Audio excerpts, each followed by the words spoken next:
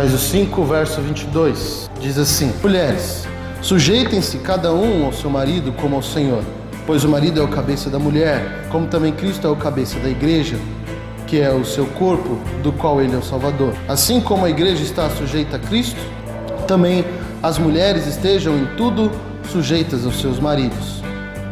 Maridos, ame cada um a sua mulher, assim como Cristo amou a igreja e se entregou por ela, para santificá-la, tendo-a purificado pelo lavar da água mediante a palavra, e para apresentá-la a si mesmo como igreja gloriosa, sem mancha nem ruga ou coisa semelhante, mas santa e inculpável. Da mesma forma, os maridos devem amar cada um a sua mulher como a seu próprio corpo. Quem ama a sua mulher ama a si mesmo. Além do mais, ninguém jamais odiou o seu próprio corpo. Antes o alimenta e dele cuida, como também Cristo faz com a igreja. Amém. Pai, nós te agradecemos tua palavra. Palavra essa, Senhor, que é santa, que é pura. Palavra essa, Senhor, que é viva, que é eficaz. Que o Senhor toque em nossos corações, que o Senhor fale conosco e que a tua mão seja presente em nossas vidas. Em nome de Jesus. Amém. Eu queria então que você prometesse uma coisa para você mesmo, tá bom? Essa noite. Que você prometa aí dentro de você não se ofender. Vocês vão entender ao longo da mensagem. Mas a gente vai tocar em alguns temas aqui que eu preciso que não te ofenda. Porque quando a gente fica ofendido, a primeira coisa que a gente faz é ir na defensiva. Quando a gente fica ofendido, a nossa reação é se defender. Mas para que a gente cure algumas coisas e para que a gente pense de uma maneira diferente daquilo na qual nós fomos treinados, programados e ensinados, é necessário que a gente não se ofenda com algumas coisas, ok? Então, enquanto você estiver ouvindo, eu espero do fundo do coração que você, se te ofendeu, você pense assim: eu não vou me ofender, eu não vou me ofender. Guarda isso no seu coração e quando você chegar em casa, você ora, e se Deus não ministrou no seu coração aqui, eu tenho certeza que lá na sua casa, lá no seu secreto, lá no seu momento com Deus, você vai ser ministrado pela sua palavra. Bom, então, essa talvez seja o tema mais polêmico da carta aos Efésios, porque Paulo já começa aí com algo que ofende cada mulher aqui presente, não é? Porque Paulo olha para as mulheres e diz assim: sujeitem-se aos seus maridos. Você está com o marido perto de você aí? Marido, fala para sua mulher: se sujeita a mim, mulher. E isso já dá um nó na nossa garganta. Tem marido que nem falou isso pra mulher com medo de apanhar em casa, não é?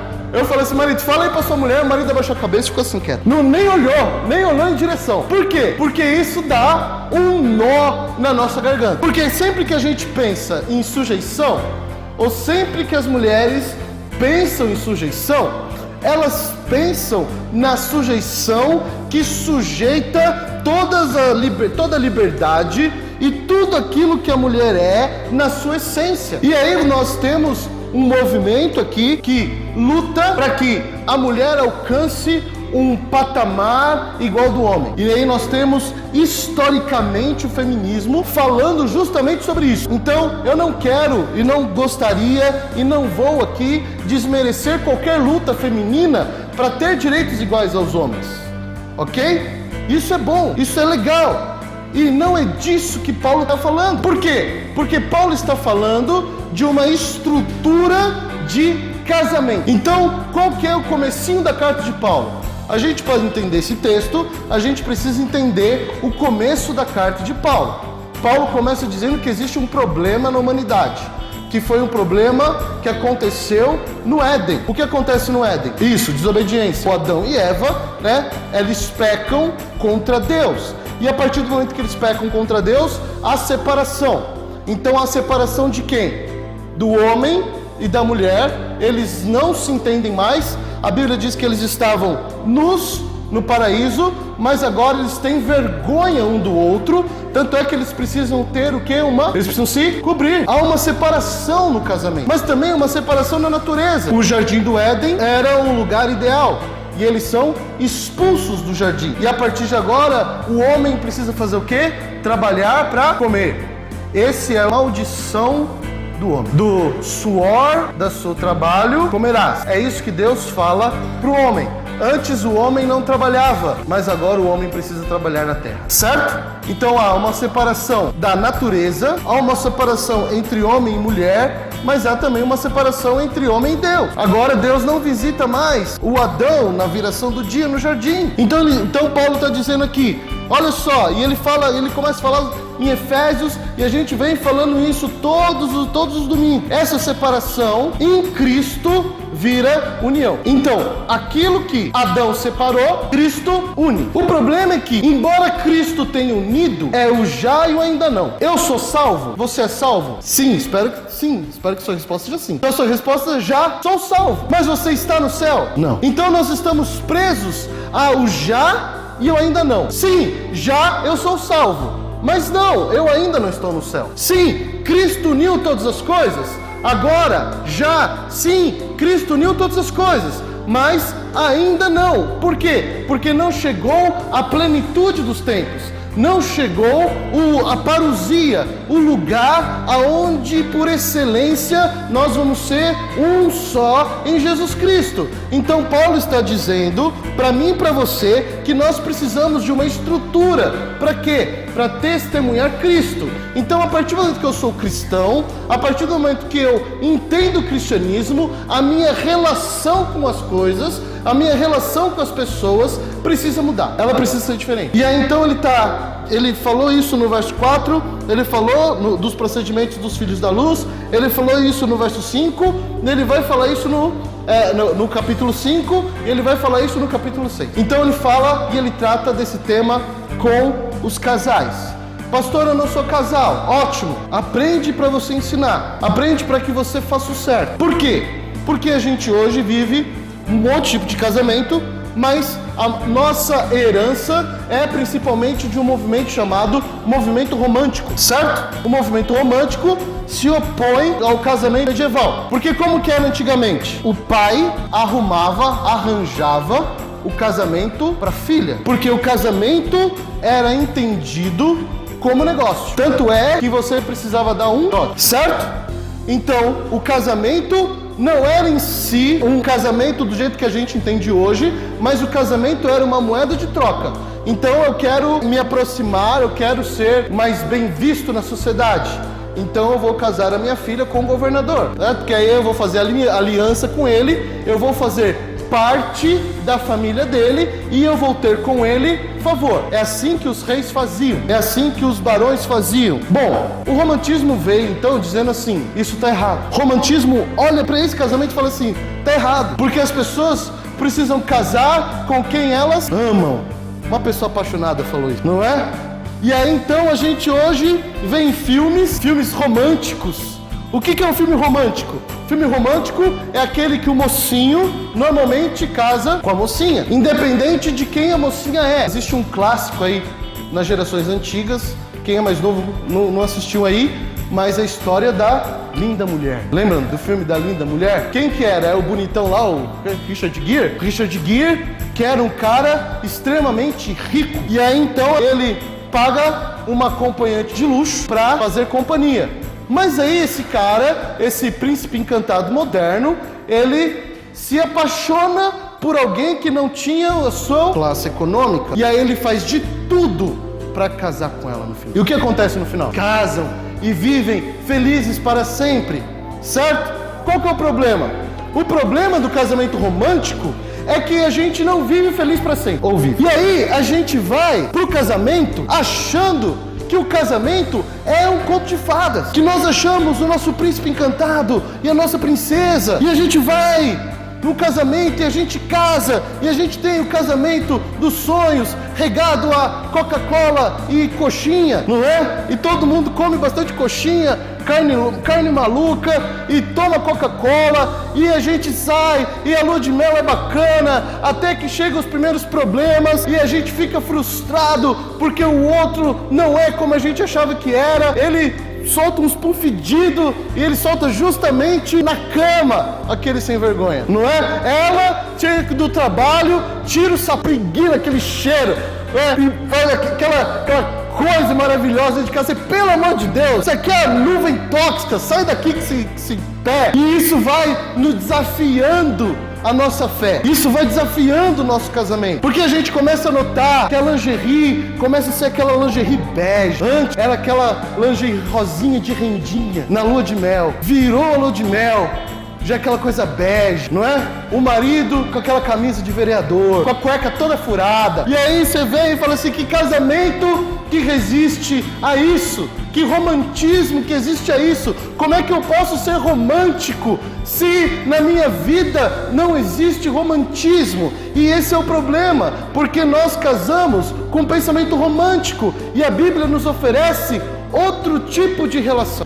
Então a Bíblia diz, casamento não tem a ver com você acessar e fazer alianças familiares. Mas, pasmem vocês, casamento também não tem a ver com amor. Casamento não tem a ver com esse amor romântico que a gente prega, ou que a gente vê nos filmes e que a gente tanto espera acontecer nas nossas vidas. Então qual que é o ideal de casamento segundo a Bíblia? Aí Paulo diz, mulheres, se sujeitem aos vossos maridos.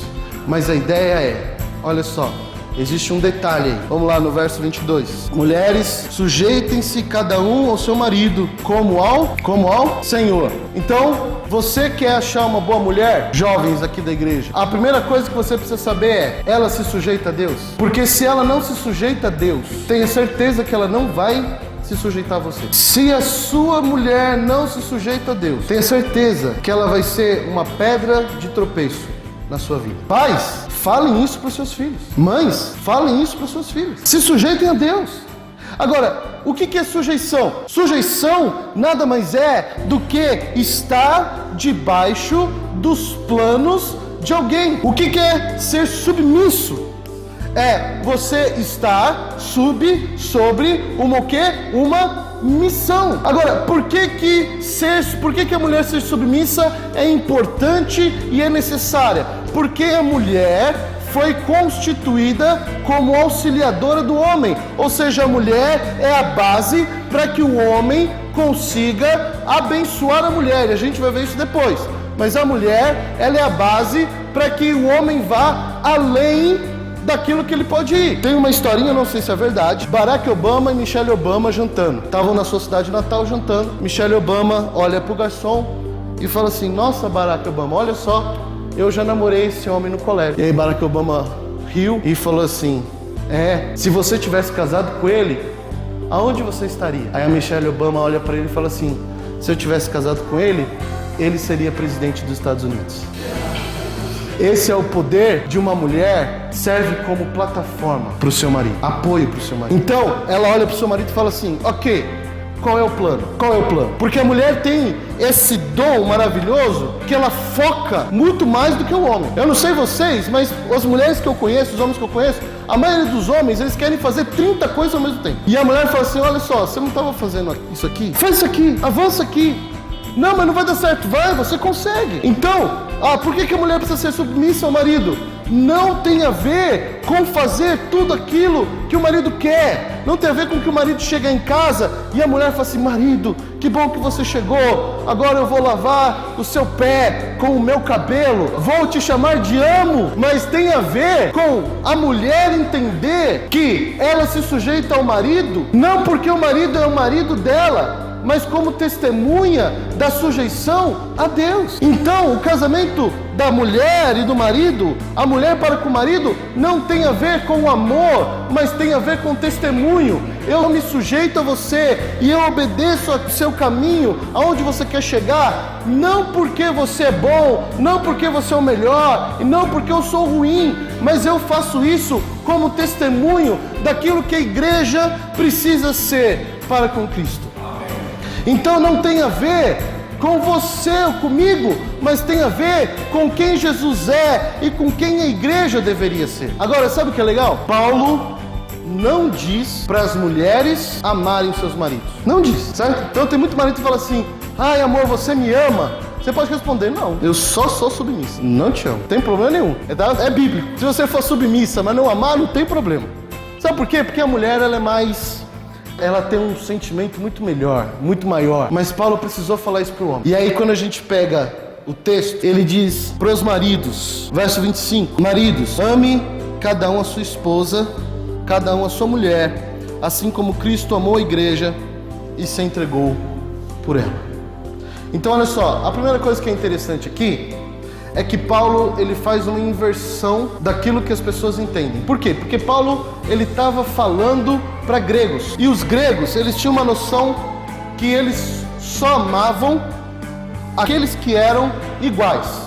E quem era igual a um homem grego? Um outro homem grego. Então, o grego não amava sua esposa, mas ele amava um outro homem. Ele colocava o seu coração em amor a um outro homem. O amor platônico, que o pessoal gosta de falar, é isso. É o amor que eu dedico ao outro homem, mas por algum motivo eu não posso consumar esse amor. Hoje está podendo. Mas naquela época, em alguns momentos, situações e circunstâncias, não podia. Então eu tinha um amor platônico. Agora Paulo olha para esses homens e diz assim: vocês estão amando a pessoa errada. Vocês precisam amar a sua esposa. Mas mais do que amar a sua esposa, você precisa amar a sua esposa com um amor muito maior e muito diferente daquilo que você ama. Você precisa amar a sua esposa como Cristo amou a igreja, e essa precisa ser a referência. Porque se existe alguém que me ama a ponto de sacrificar a sua vida por mim, eu não vou me sujeitar a essa pessoa. Então a gente tem um problema hoje. E o problema é que nem o feminismo resolve e nem o machismo resolve. Por quê? Porque o feminismo, ele quer igualar o homem e mulher, e eu fico muito feliz que isso aconteça. Mas o problema não está no feminismo, o problema está no machismo, porque o feminismo não está curando o machismo. Vocês entendem o que eu estou falando? Então, quanto mais feministas nós produzimos, mais ações machistas a gente ainda tem. Então, que bom que as mulheres estão em um movimento, mas esse movimento precisa ser também um movimento masculino, de entender quem são os homens e para que os homens servem. Porque hoje os homens estão castrados da sua masculinidade. Homem de 30, 35 anos que passa no sábado 12, 15, 20 horas jogando videogame, não tem mais nada para fazer. Não é ruim você ter um hobby. O ruim é você pegar o seu hobby e fugir das suas responsabilidades pelo hobby que você tem. E qual é a sua responsabilidade? Amar a sua esposa como Cristo amou a igreja. Você precisa olhar para a sua esposa, e a sua esposa precisa olhar para você e ter em você segurança, e ter em você alguém que faria de tudo para manter a família bem e feliz. Agora, quando começa isso? Porque não adianta nada a gente deixar os meninos crescerem, meninos, e aí de repente jogam eles no casamento e a gente fala assim: agora vocês viram homem. Não adianta, eles não vão virar homens. No judaísmo, o menino fez 13 anos, o que ele era? Homem. 13 anos, fez o bar mitzvah, virou o quê? Homem. Mas a gente vai deixando os meninos serem meninos. E aí nós, sabe o que nós criamos? Meninos que não honram as suas esposas. E mulheres que estão casadas com meninos. E aí a gente fala assim para as mulheres: sujeitem-se aos seus maridos. E aí as mulheres falam assim: como? Esse é um banana, esse é um banana, não faz nada, só quer saber de jogar videogame, só quer saber de jogar bola. Eu tava vendo um pastor e ele trabalha com homoafetivos, e ele falou um negócio interessante. Eu não sei se é no todo, a gente obviamente não pode generalizar, mas ele disse uma coisa interessante. Ele falou assim: olha só, a maioria dos homoafetivos homens que eu converso dizem que nasceram assim. A maioria das mulheres homoafetivas que eu conheço disseram que estão cansadas dos homens, porque a gente produz marcas tão grandes no coração dessas meninas que elas um dia falam: eu não quero mais homem. Tem aquela famosa frase que toda mulher diz quando está revoltada: homem é tudo igual. É mesmo? Não é? Mas é que tem um bando de moleque por aí. Isso eu concordo com todos vocês. Mas nós, como igreja, precisamos ensinar os nossos filhos a serem homens. Eu estava vendo uma pegadinha e eu fiquei extremamente frustrado. A pegadinha era o seguinte: você tinha uma menina de uns 14 anos e ela estava indo com um churros. E chega um homem e fala assim: ah, qual é o seu nome? Como é que você tá? quem é você e tal, sei lá. E esse homem começa a aliciar essa menina. Até que o homem fala assim, não, eu pago, você não quer ir pra minha casa? Vem pra minha casa e tal. E a menina, não, eu vou. E aí o homem paga os churros dele, paga os churros dela, dá a mão pra ela e fala assim, vamos lá em casa então pra gente comer o churro. E aí tinha uma fila lá. De todos que estavam na fila, sabe quantos homens levantaram para defender essa menina? Nenhum. Agora, sabe quantas mulheres defenderam essa menina? Todas. Elas começavam a gritar na rua, minha filha, é minha filha. Cadê os homens? Cadê o homem que encara esse cara e fala assim, ô marmanjo, sai fora, rapaz. Sabe por quê? Porque a gente se castra e existem coisas que a gente tem que agir com violência. Você, homem, Deus dá a você força para guerra. Você tem aqui, ó, na veia, um negócio chamado testosterona. E chega um momento na sua vida que a gente precisa usar. Chega um momento na nossa vida que a gente precisa fazer alguma coisa.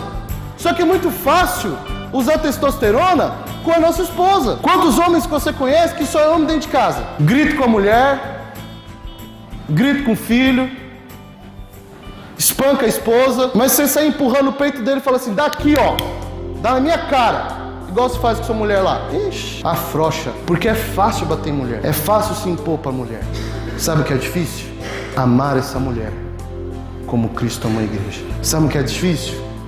Acordar todo dia, 5 horas da manhã, 4 horas da manhã, olhar para sua esposa dormindo, para seus filhos dormindo, orarem por eles e ir trabalhar para ganhar dinheiro, para prover o melhor que você pode para a vida dele. Agora, olha só. Se a sua mulher, se essa mulher olha para o marido e vê que o marido faz de tudo para agradar ela, para cuidar dos filhos, para ajudar em casa, para trabalhar e para prover todas as coisas, é difícil se sujeitar ou é fácil se sujeitar? É fácil. Porque ela olha para o marido e fala o quê?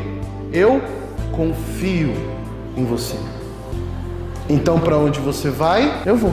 Para onde você vai, eu vou. Então, qual é o nosso objetivo? E por que a gente precisa amar e se sacrificar às nossas esposas? E aí Paulo responde, olha lá, continuando, verso 26, para santificá-la, tendo-a purificado pelo lavar da água, mediante a palavra. Ou seja, você, homem, é o sacerdote da sua casa, é você que ora e santifica e purifica a sua esposa. Como? Pela palavra. Pela palavra. É você que senta com a sua esposa, abre a Bíblia e fala assim, vamos ler, estudar a Bíblia e orar por aquilo que Deus está fazendo. Por quê? Porque é justamente isso que Cristo faz com a igreja. 27. E para apresentá-la a si mesmo como igreja gloriosa, sem mancha, nem ruga ou coisa semelhante, mas santa e inculpável. Ou seja, você precisa apresentar para Deus a sua esposa santa e sem pecado e sem culpa. Então um dia você vai chegar no céu e você vai estar diante de Deus e a Jesus vai olhar bem no seu olho e vai falar o seguinte: como você tratou sua esposa? Simples assim. E aí você imagina se Jesus achar sua esposa cheia de marca causada por você, cheia de ferida causada por você, cheia de dano causado por você. O que você acha que Jesus vai fazer com você? Porque primeiro, a gente conhece o Jesus Cordeiro, aquele que se sacrificou por nós. Mas Jesus, quando vir, ele vai vir como um leão. Então, Jesus, ele é dócil como um cordeiro, mas ele também é viril como um leão. Jesus, quando veio na terra, ele não destruiu nenhum prostíbulo. Jesus, quando veio na terra, não destruiu nenhum bar, nenhuma casa de fumo, nenhum mercado.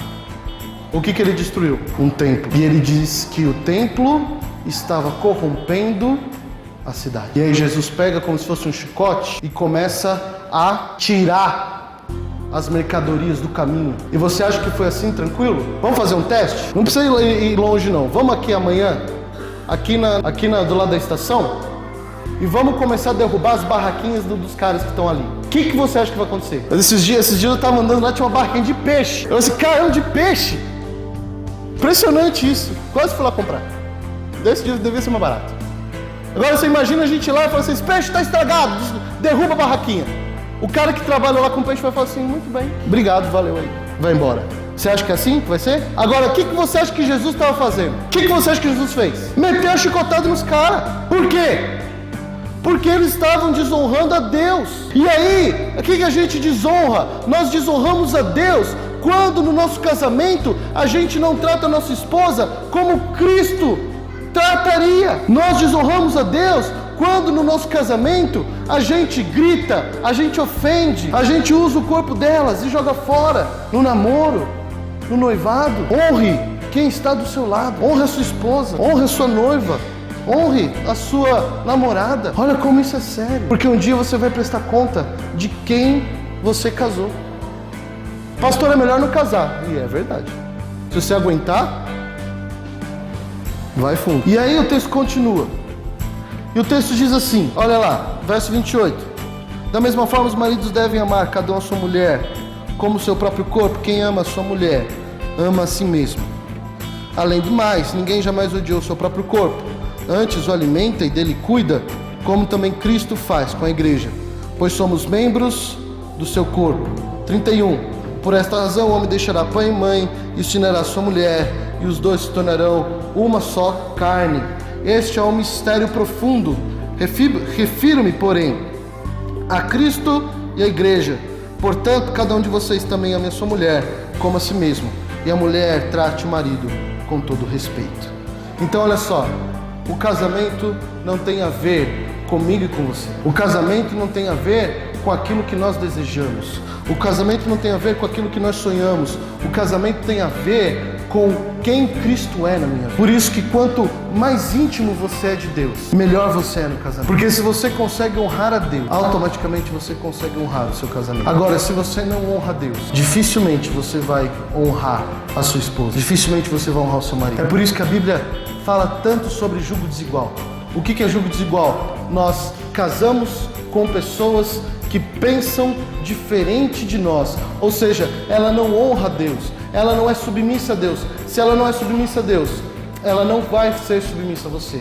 Se ele não ama a Deus intensamente, ele não vai te amar intensamente como você quer, acredita e espera. Então, o que nós precisamos fazer primeiro? Nós precisamos casar, ou nós precisamos ter relacionamentos com quem ama ao Senhor profundamente, de todo o coração. Porque o casamento não é para complementar quem eu sou, o casamento é para demonstrar quem Deus é na minha vida. Ah, pastor, mas eu casei para sentir, porque eu estava sozinha. Você casou pelos motivos errados. Eu casei para ter uma estabilidade financeira.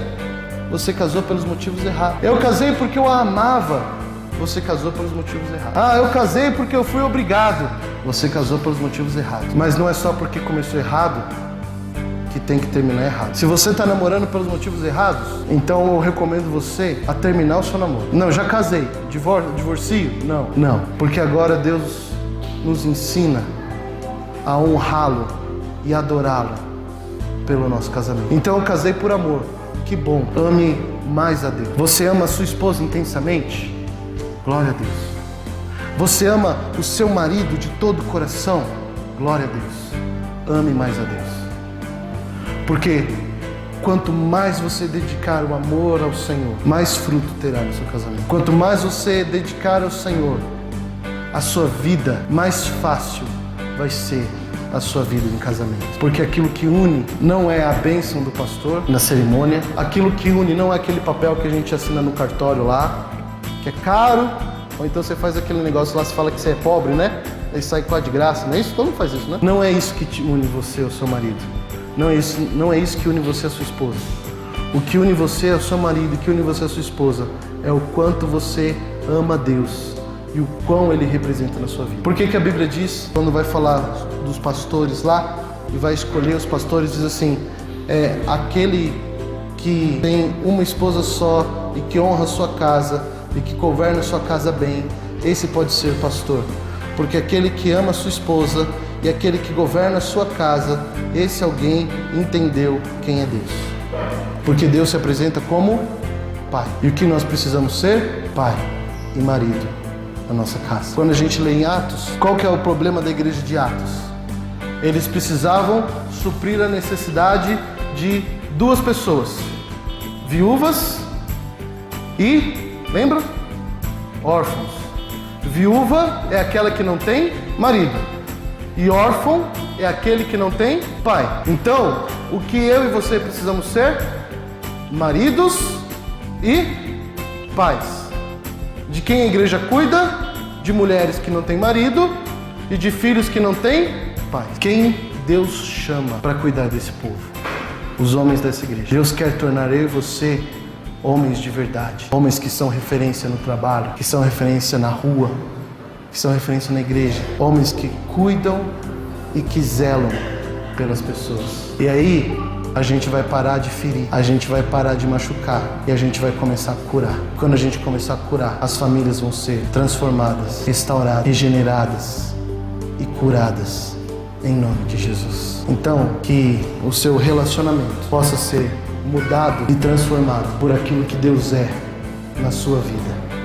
Talvez Deus seja pouco na sua vida. Então que você possa hoje fazer uma aliança com Deus, para que Deus seja tudo na sua vida. Porque quando Deus for tudo na sua vida, você vai ver o quanto a presença de Deus vai ser transbordante e transformadora na sua casa. Amém? Amém. Amém. Que Deus abençoe você. Fique de pé. Eu quero orar para você em nome de Jesus.